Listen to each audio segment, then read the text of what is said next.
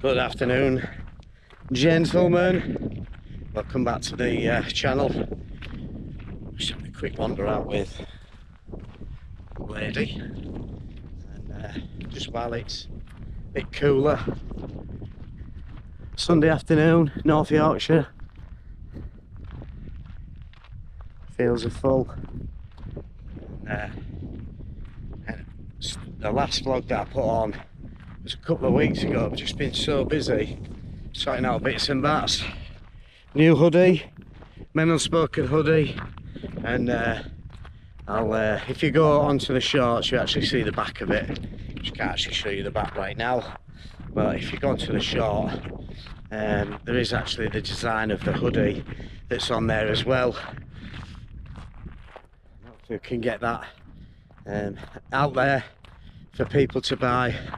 But yeah, I just thought I'd do a sample one, the black hoodie, and I've got the blue t-shirt on as well, Unspoken. It's got the same symbol on the back. Just trying a few little samples out, so nice and fresh. So yeah, we just thought I'd come out. I actually wanted to know, for you people that were born in the 70s, now I was born in 78, so I'm a late 70s baby. February of 78, and just got talking to a few people about today and what it was like back in the late 70s, 80s, 90s. I talk about it with my best mate, but me and the wife were talking about it and sort of trying to explain to the kids of what it was like. Where is she? She's here. What it was like in the in our time, in the 80s and 90s growing up. Now if you cast back in the 80s and 90s, I don't really remember my mum and dad complaining and stuff like that. I think they were the best times. I was born in the right time, because the 80s and 90s were amazing. I don't care what anybody says, but do you sort of remember, if you are an 80s and 90s child, factories were still around. Now I grew up in York, so there was Rowntree's Nestle that was massive.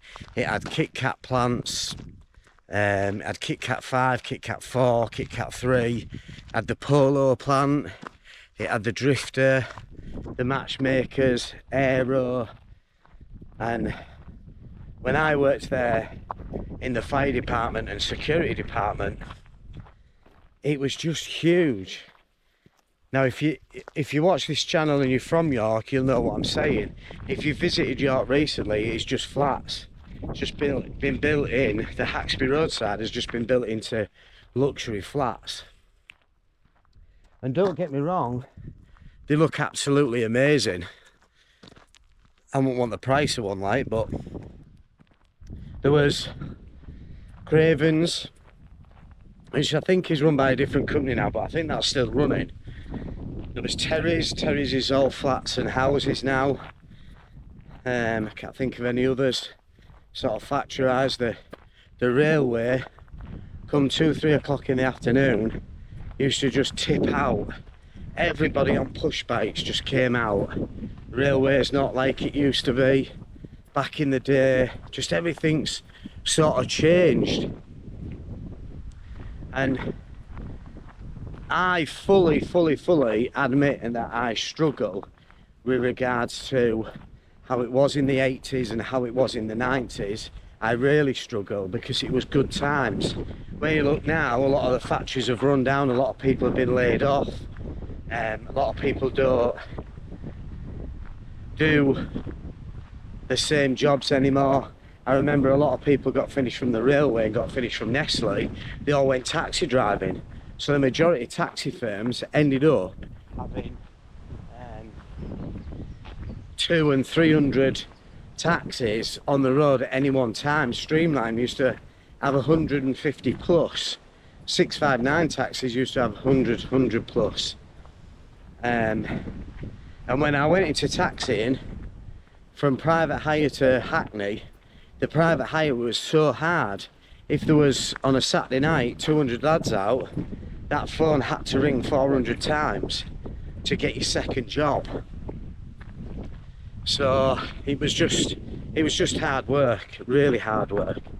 But today, where there isn't people, now my mum used to make buns, make all sorts from scratch. Then if you go back to when my nana and that was alive, they made their own veg. Your gran or your nana's garden, there was always a bit of an allotment at the top where they grew carrots and potatoes and stuff like that, and used it. Oh, you are with me. And it's just different, innit? It's just so different. And just on talking to just friends and family, how much they struggle with the change from then. But you don't actually realise everything's changed from them times. You sort of just go with the time, don't you? Things happen, new things come out.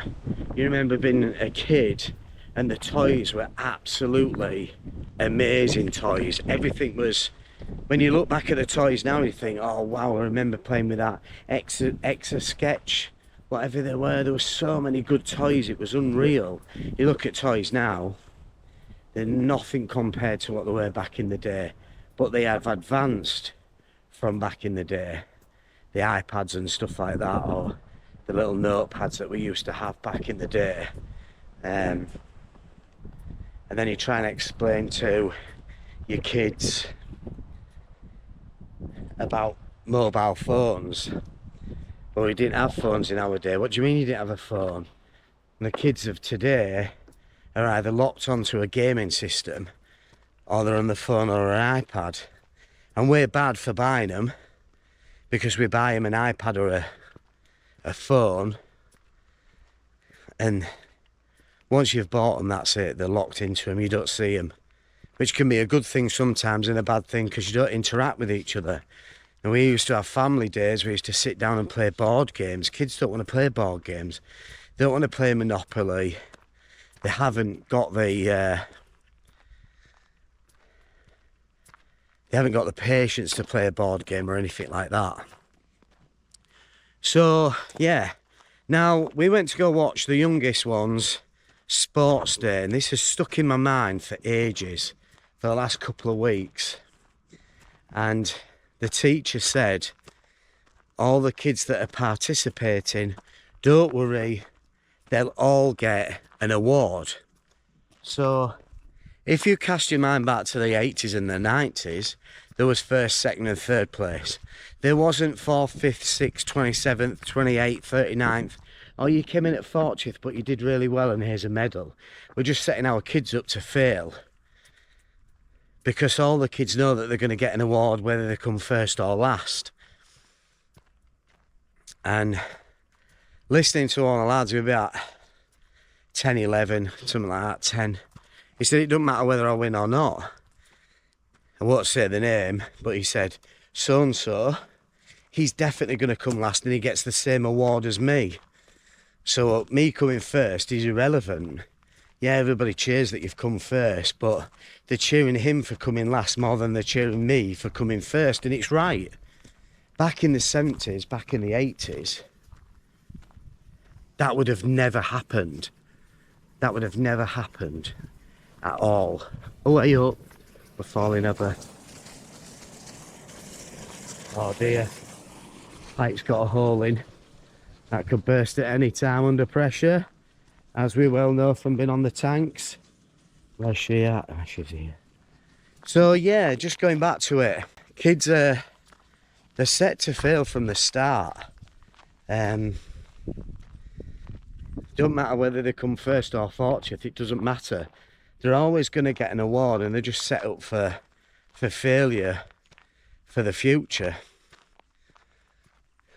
It's a bit sad really, isn't it? But you know, here we go. So yeah, just wanted to get people's opinion on, do you miss the 70s, the 80s and the 90s, where we sort of have discussions, me and my best mate have discussions, say we had nothing, but we had everything at the same time.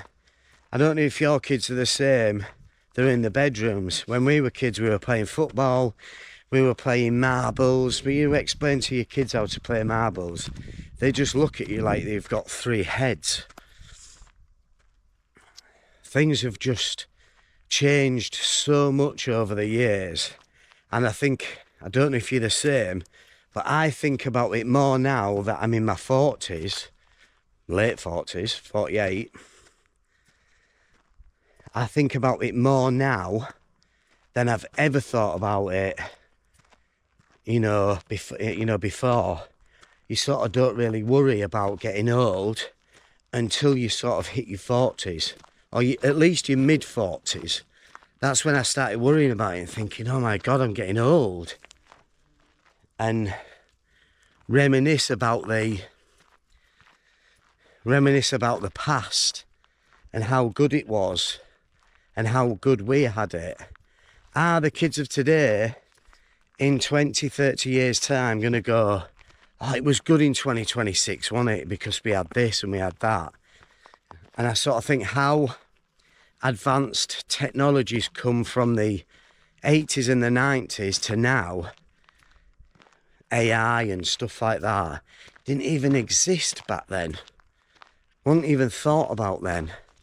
The computer screens, the TV screens were massive. They were huge.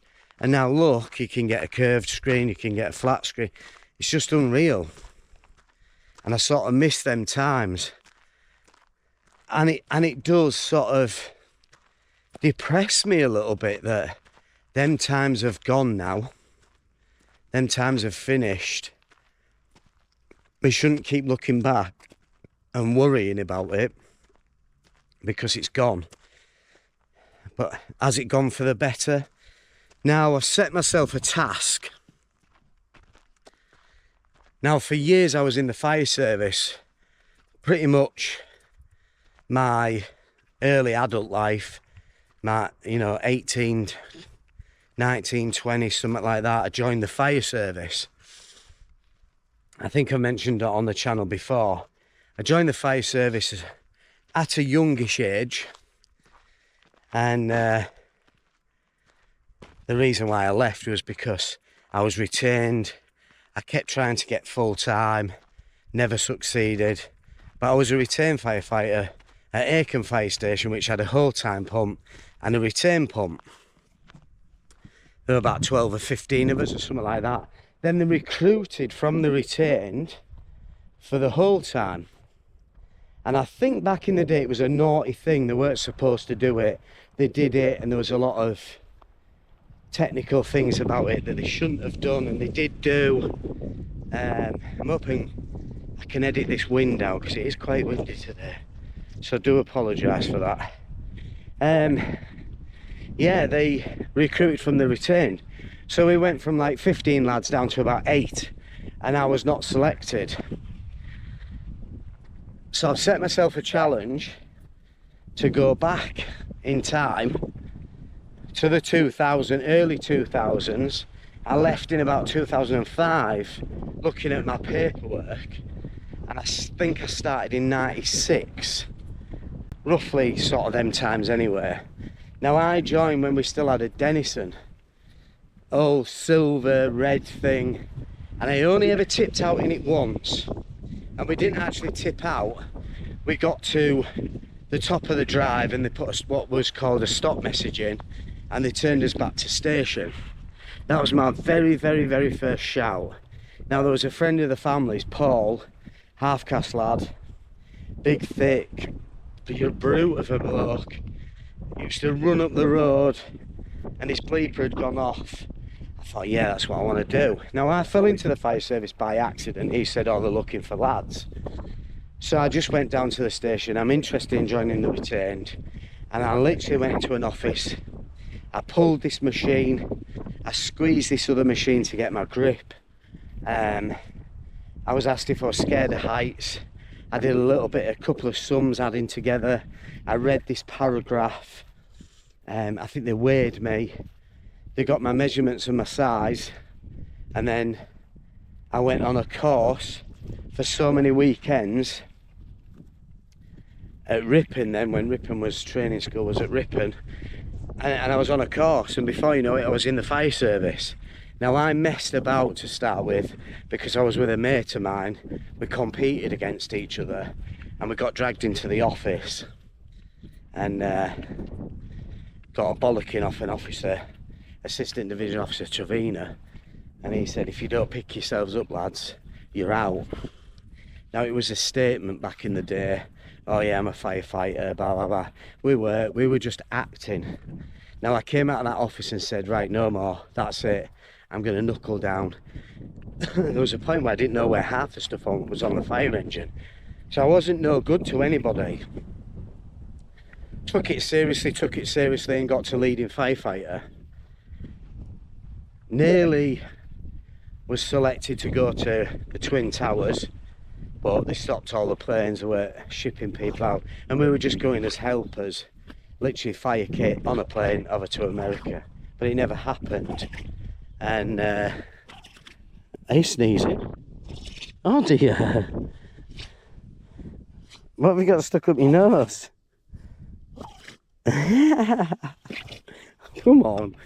Oh dear. Yes, funny.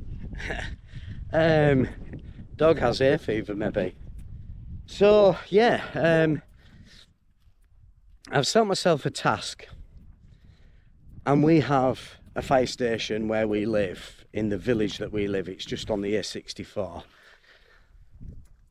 and I've applied for that. So at the moment we've gone through the application, that's been accepted and passed. I've done a phone call interview, that's gone through and I've passed that. I've had my first face-to-face meeting and I've passed that, and I've sent the medical forms off, and they're with the medical team to make sure that I'm medically fit to go into the fire service again. I've been out a lot of years, well over 12 years, 15 years maybe. So times have changed. Firefighting is still the same. They said the job is still the same, but there's a lot of health and safety now, and things are called differently. They're not called assistant divisional officers anymore. They're not called divisional officers, I don't think, anymore. The machines and the equipment's got better. The UK fire services within the UK are a lot different to fire services, let's say, in America and Texas and stuff like that. The equipment that they've got is phenomenal.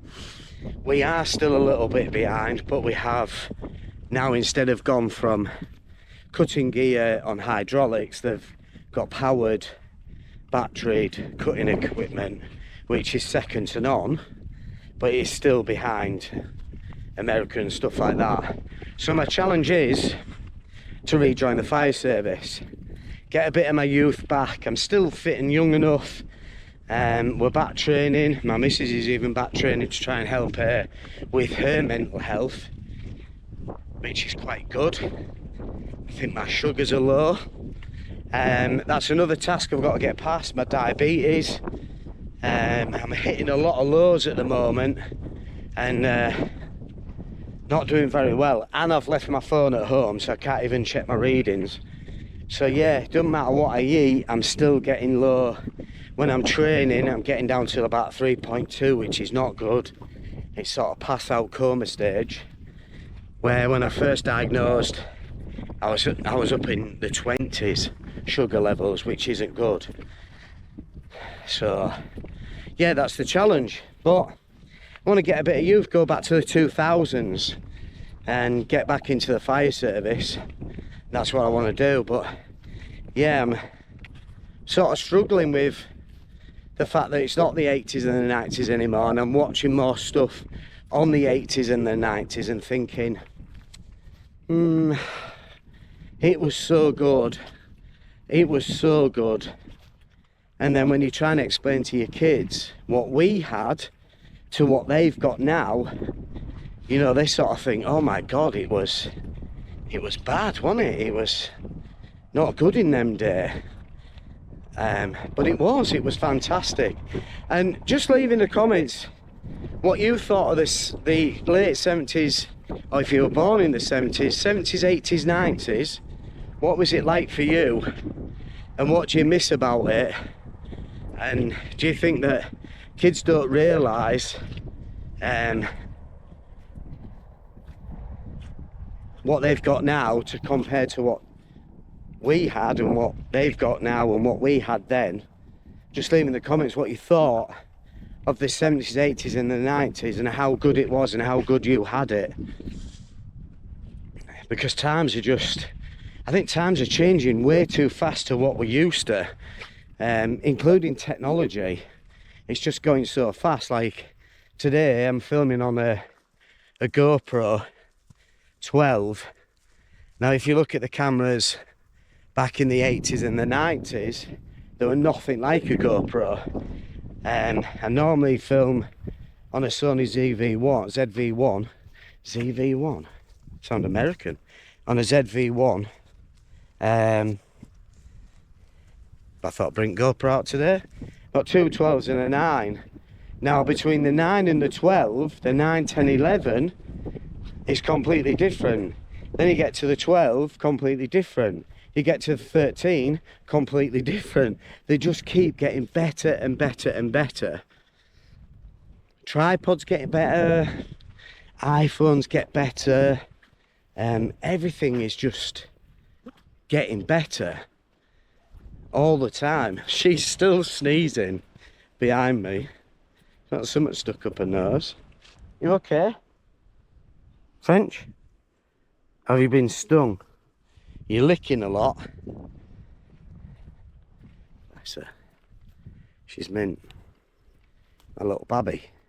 So yeah, just leave in the comments, like I say, what you thought of the 70s, 80s, 90s. Were they good for you? And how different it is from then to now. What you struggle with from then to now, the change and stuff. And yeah. See how you are. Thanks for watching. If you haven't already subscribed, hit that subscribe button. I'm gonna go back and get my sugar levels back up because we're dangerously low. Getting a little bit dizzy. Normally at this time of day I'm alright, but yeah, hit the like, hit the subscribe button and leave a comment. Thanks for watching. Peace.